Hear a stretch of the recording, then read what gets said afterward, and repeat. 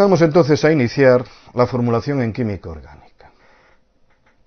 Y será necesario hablar de una serie de conceptos previos en esta introducción para que podamos entender lo que viene detrás. Bien, voy a dirigirles a unos videotutoriales que aparecerán en el futuro y que es conveniente que ustedes vean antes de iniciar la formulación en química orgánica.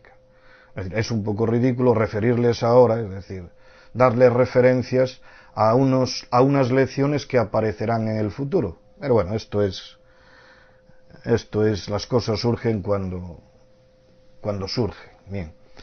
Esos apartados serán en una lección que titularé,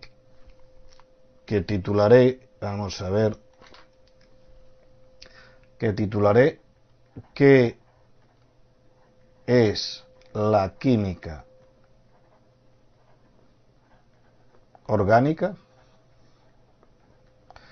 Donde hablaré de la historia del término química orgánica y, digamos, trataré el átomo de carbono en profundidad. Luego, otra lección importante es, en química orgánica, es fundamental saber algo de isomería.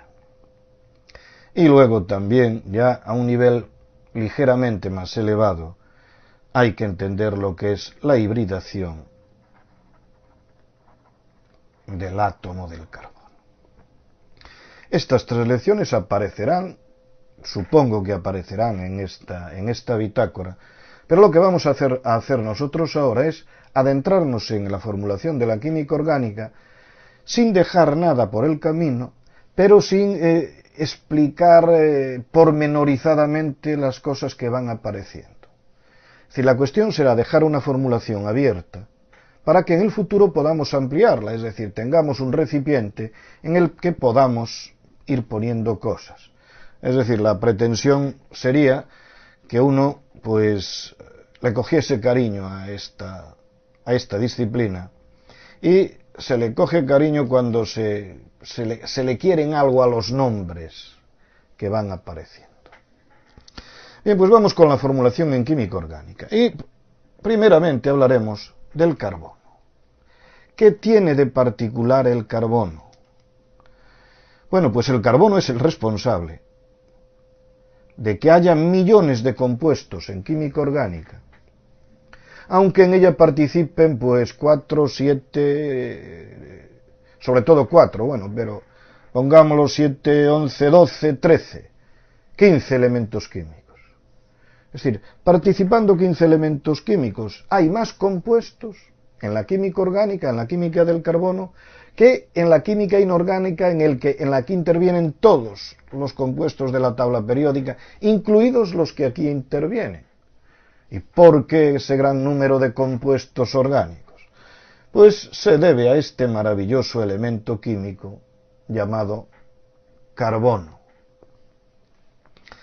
Bien, veamos qué tiene entonces de particular este carbono. En primer lugar, tiene un carácter intermedio. ¿Qué quiero decir cuando digo que el carbono tiene un carácter intermedio? Pues muy sencillo, cojamos el segundo periodo del sistema periódico y veremos que tenemos litio, berilio, boro, carbono, nitrógeno, oxígeno, flúor y neón. Si dejamos de lado el neón, que es un gas noble, y que, como su nombre indica, no tiende a combinarse con los que están a su izquierda, que son la plebe, la nobleza no se mezcla con la plebe. Si nos olvidamos del neón, tenemos el segundo periodo, fíjense ustedes, 1, 2, 3, 4. 1, 2, 3, 4. Nuestro carbono está en medio. ¿En medio de qué? En medio de su periodo. ¿Y eso qué quiere decir? Pues si nos atenemos simplemente a la electronegatividad, al amor por los electrones, a la electronegatividad.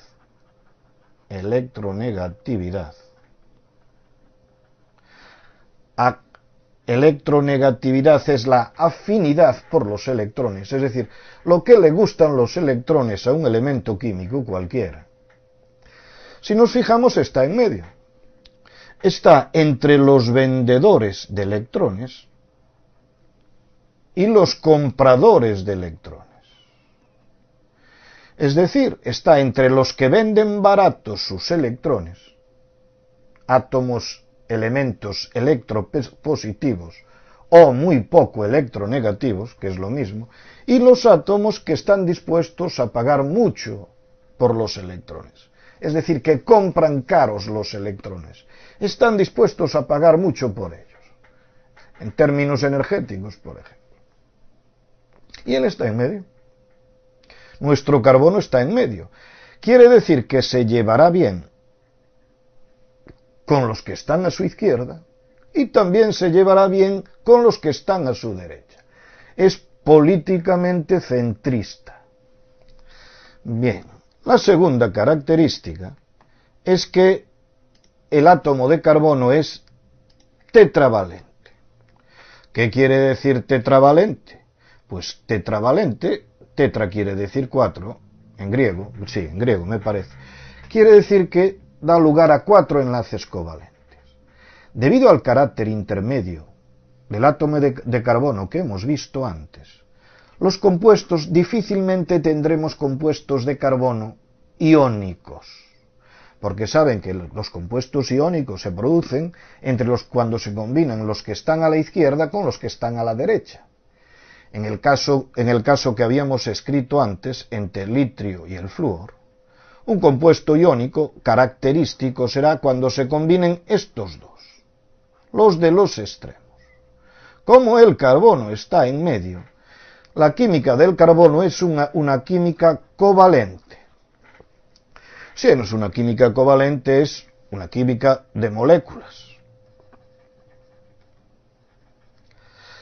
Sabrán ustedes ya que solo podemos hablar de moléculas cuando se trate de sustancias covalentes.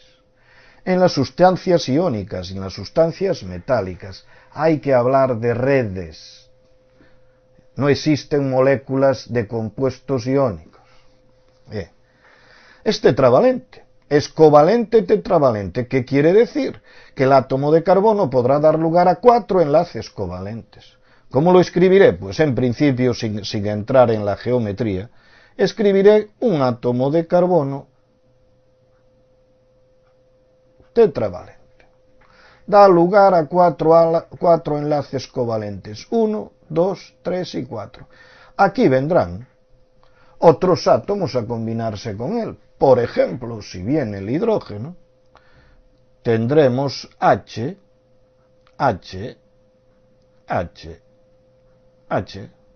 Tendremos el conocido CH4, que ya formulábamos en química inorgánica, y que sabemos que se llama metano. Bien, otra característica fundamental del átomo de carbono es que es de los pocos, y esto es muy importante.